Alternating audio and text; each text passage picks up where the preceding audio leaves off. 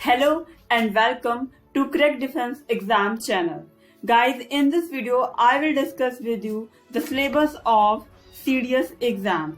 CDS में दो चीजें होती हैं, एक होता है IMA और दूसरा होता है OTA. ओके, तो इस वीडियो में मैं आपको बताऊंगी कि एग्जाम की प्रिपरेशन स्टार्ट करने से पहले उसके सिलेबस को कैसे देखना चाहिए. So let's start the video. मैं आपको एक चीज क्लियर कर देना चाहती हूँ, कोई भी सिलेबस या कोई भी चीज मैं अपनी तरफ से नहीं बता रही हूँ. ये सारी चीजें यूपीएससी ने अपनी नोटिफिकेशन में डालता है. यूपीएससी अपनी नोटिफिकेशन में हर साल एग्जाम का पैटर्न और एग्जाम का सिलेबस दोनों चीजें डालता है. मैं आपसे रिक्वेस्ट करूंगी कि आप भी फॉर्म भरने के बाद डायरेक्ट प्रिपरेशन ना करें, at least visit once notification also. मतलब आप एक बार नोटिफिकेशन को भी जरूर देखें, ठीक है, कि नोटिफिकेशन में क्या लिखा रहता है. तो गाइस देखो, जैसे नोटिफिकेशन का मैंने स्क्रीनशॉट लिया है. ए पॉइंट है, for admission to IMA Indian naval academy and air force academy में आपके लिए एग्जाम तीन एग्जाम देने होंगे आपको. इंग्लिश, जनरल नॉलेज और एलिमेंट्री मैथमेटिक्स. तीनों पेपर, जो एक पेपर होगा वो 2 घंटे का होगा और मैक्सिमम मार्क्स 100 का होता है, ठीक है. और मैक्सिमम क्वेश्चन 120 आते हैं अगर आपको आर्मी में, इंडियन नेवी में या फिर एयरफोर्स में जाना है. ये एग्जाम, IMA वाला एग्जाम सिर्फ बॉयज दे सकते हैं, तो सिर्फ बॉयज को ही मैथ्स की प्रिपरेशन करनी है, ठीक है. जो बी वाला है, for admission to officers training academy, जो कि OTA चेन्नई में जिसकी ट्रेनिंग होती है, वो एग्जाम बॉयज और गर्ल्स दोनों दे सकते हैं, ठीक है. इसमें आपको मैथ पढ़ने की जरूरत नहीं है. अगर आपका मैथ वीक है, आप मैथ में उतने ज्यादा अच्छे नहीं हैं, लेकिन आपके बाकी सब्जेक्ट्स काफी अच्छे हैं, काफी स्कोरिंग है, तो आप OTA दे सकते हैं. इसमें आपको इंग्लिश और जनरल नॉलेज की प्रिपरेशन करनी होगी. इंग्लिश का एग्जाम भी 2 आवर का होता है, मैक्सिमम मार्क्स 100 होते हैं और मैक्सिमम क्वेश्चन 120 होते हैं, ठीक है. हर क्वेश्चंस के लिए नेगेटिव मार्किंग भी होती है और जनरल नॉलेज में भी नेगेटिव मार्किंग होती ही है, ठीक है. तो ये जो यूपीएससी ने अपने नोटिफिकेशन में मेंशन किया है, मैंने उसका स्क्रीनशॉट आपके पास लाई हूँ, जिससे कि ऑथेंटिसिटी बनी रहे. आपको ये ना लगे कि मैं अपनी तरफ से बता रही हूँ. ये वेल प्रूफ है जो कि यूपीएससी ने अपने नोटिफिकेशन में रिलीज करा है. नाउ कम्स टू सिलेबस, कि यूपीएससी अपने सिलेबस में क्या रिलीज करता है, ठीक है. देखो, फर्स्ट आता है, इसमें मैं आपको पहले इंग्लिश के बारे में बताती हूँ. गाइस, जो इंग्लिश है, इंग्लिश के बारे में यूपीएससी ने अपने सिलेबस में ज्यादा नहीं बता रखा होगा, ठीक है. आप देख लेना, आई थिंक वो स्लाइड रह गई है, लेकिन मैं आपको तभी भी बता देती हूँ टॉपिक्स फॉर इंग्लिश में क्या क्या है. सेंटेंस इंप्रूवमेंट आता है, रीडिंग कॉम्प्रिहेंशन होता है, सिनोनिम्स और एंटोनिम्स होते हैं. ये वो टॉपिक्स हैं जो हर साल रिपीट होते हैं. इनमें से एक आधा टॉपिक छूट जाता है पिछले कुछ टाइम से. वो क्या कहते हैं, वर्ब्स, एडवर्ब्स, प्रोनाउंस, नाउन्स, ये भी पूछने उन्होंने शुरू करे हैं यूपीएससी ने. 1 word substitutions, para jumbles, sentence jumble, spot the error, cloze test. मैं ये टॉपिक्स यहाँ पे इस वजह से मेंशन कर रही हूँ क्योंकि यूपीएससी ने अपने नोटिफिकेशन में इंग्लिश के सिलेबस में ज्यादा डिटेल नहीं दिया है. उन्होंने बस इतना लिखा है कि आपको सिंपल इंग्लिश आनी चाहिए. आप उस इंग्लिश में, उस सब्जेक्ट में आपके पास स्पेशलाइजेशन नहीं होनी चाहिए. ओके, सो दैट्स वाई मैंने आपको यहाँ पे प्रीवियस ईयर क्वेश्चन पेपर से टॉपिक्स ला के रखे हैं, क्योंकि डिटेल्ड सिलेबस यूपीएससी ने नहीं दिया हुआ है. बस इतना लिखा है कि आपके पास सिंपल इंग्लिश की आपके पास नॉलेज होनी चाहिए, ठीक है.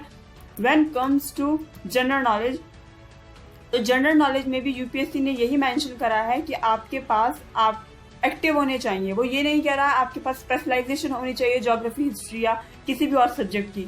यूपीएससी का इतना कहना है कि आप एक्टिव होने चाहिए, आपको पता होना चाहिए आपके सराउंडिंग में, आपके एनवायरनमेंट में, आपके नेशन में, इंटरनेशनल रिलेशंस में क्या चल रहा है. मतलब आप एक एक्टिव सिटीजन होने चाहिए. आपको पता होना चाहिए कि भारत के रिश्ते किस पड़ोसी देश के साथ कैसे हैं, या किसी भी देश के साथ भारत ने क्या डील वगैरह करी है. तो आप एक एक्टिव सिटीजन होने चाहिए. ओके, तो उसमें जो मेन टॉपिक्स आते हैं प्रीवियस ईयर क्वेश्चन पेपर्स के, जो रिपीटेटिव टॉपिक्स होते हैं वो ऐसे हैं: हिस्ट्री है, साइंस है, ज्योग्राफी है, इकोलॉजी है, पॉलिटी है, इकोनॉमी है, मिसलेनियस और आर्म्ड फोर्स। जो मिसलेनियस है इसमें स्पोर्ट्स आ जाता है, इसमें आपका करंट अफेयर्स आ जाता है, ठीक है, कोई बुक आ जाती है, कभी कभार बुक का कोई राइटर, वैसे ऐसे क्वेश्चंस नहीं आते हैं लेकिन कभी कभार आ जाता है, और अगर आएगा भी तो एक ही क्वेश्चन आता है, ज्यादा क्वेश्चन नहीं आते हैं बुक्स वगैरह की, ठीक है।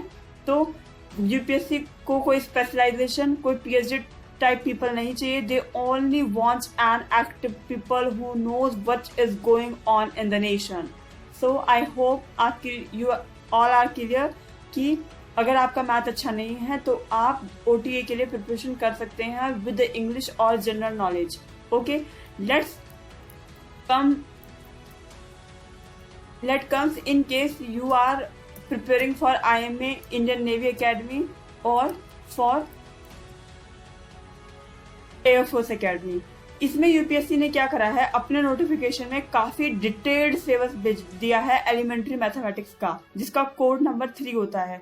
इसमें क्या करा है यूपीएससी ने, अरिथमेटिक में नंबर सिस्टम्स दिए हैं, मतलब जो सिंपल मैथ्स होती है सभी ने पढ़ी होती है क्लास 10 तक, natural numbers, integers, rational, real number, fundamental operation, additional, subtractions, distance, time, work, unitary method, percentage, simple compound interest, profit loss ratio, ठीक है, elementary number theory, multiples and factors, factorisation theorem, HCF, LCM, Euclidean algorithm, logarithm to base 10, ये सारी चीजें arithmetic में पूछता है UPSC.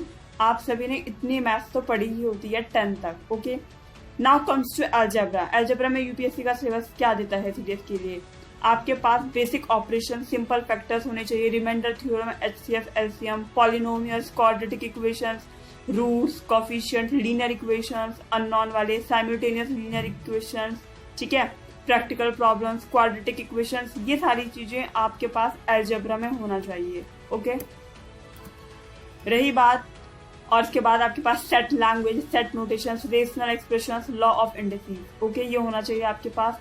Trigonometry में आपके पास क्या होना चाहिए, साइन, कॉस, टेन की, इन सब की value, sine x, cos x, ten x, 0, 30, 45, 60 और 90। इवन यूपीएससी ने आपके पास डिग्री में मेंशन करके दी है कि हम इन्हीं डिग्रियों से रिलेटेड क्वेश्चंस पूछेंगे। हम ऐसा नहीं है कि हम साइन 180 या साइन 145 की डिग्रियां पूछ लेंगे।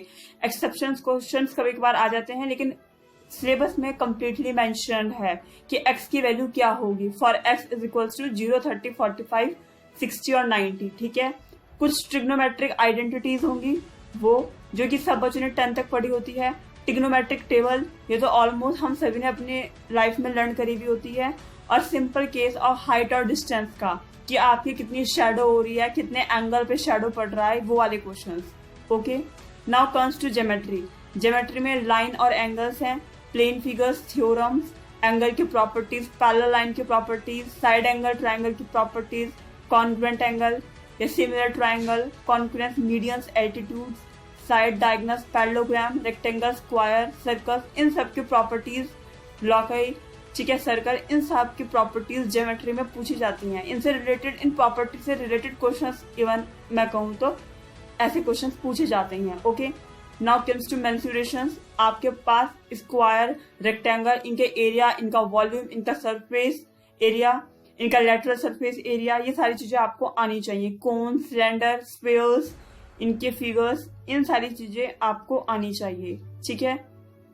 स्टैटिस्टिक्स के सिलेबस की पोर्शन की बात करें तो आपके पास frequency, pie chart, histogram, bar chart, polygon, statistical data, ठीक है, सेंट्रल टेंडेंसी के मेजर्स, ये सारी चीजें यूपीएससी ने अपने प्रीवियस ईयर क्वेश्चन पेपर्स में पूछी हैं और अपने नोटिफिकेशन में मेंशन भी करी है। ओके, तो अगर आपको लगता है आपकी मैथ इतनी अच्छी है, आपकी मैथ काफी, मतलब आपने 10 तक ये पढ़ा है, आपके टॉपिक्स क्लियर हैं, ठीक है, तो आप डेफिनेटली आईएमए, और आप बॉयज हैं तो आप डेफिनेटली आईएमए के लिए भी अपना रिटन एग्जाम दे सकते हैं। बट इन केस आपकी मैथ उतनी अच्छी नहीं है, but you are good in other subjects like GS and English, then you can apply for OTA for both boys and girls.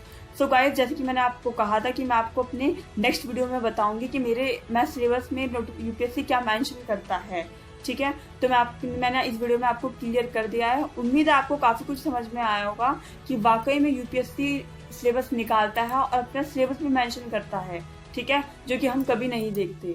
Okay guys, so that's it for this video. In the next video I will come AFCAT के syllabus होगा और बाकी book list होगी।